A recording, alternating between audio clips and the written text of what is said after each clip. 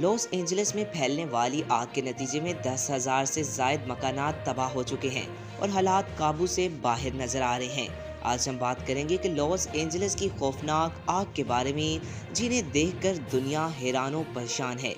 क्या आप यकीन कर सकते हैं कि अमेरिका का सबसे महंगा और खूबसूरत शहर, जो हॉलीवुड का मरकज है, चंद घंटों में आग की लपेट में आ चुका है। आज की इस खुसूसी रिपोर्ट में हम जानने की कोशिश करेंगे कि क्या ये कुदरती आफत है या इंसानी गफलत का नतीजा, और माहिरीन इस बारे में क्या कहते हैं। ये वो मनाजिर है जब लॉस एंजलिस में आग ने तबाही मचाई। धुआं आसमान को छूता हुआ खौफनाक मंजर पेश कर रहा है। जलती इमारतें और खौफ का आलम हर तरफ छाया हुआ है।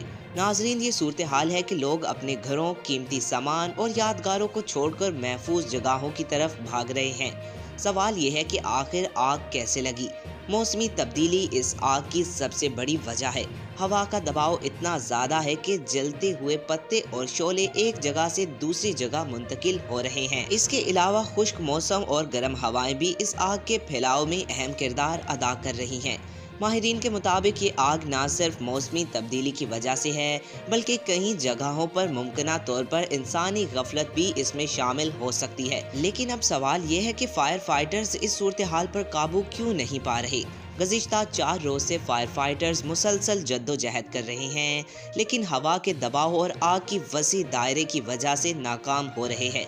कहा जा रहा है कि अगले चंद दिनों तक इस आग पर काबू पाना मुश्किल होगा। आपकी इस बारे में क्या राय है? नीचे कमेंट सेक्शन में अपनी राय जरूर दें। हमारे चैनल को सब्सक्राइब करें ताकि आपको हमारी हर नई अपडेट सबसे पहले मिले। मिलते हैं एक और नई खबर के साथ। अल्लाह हाफिज।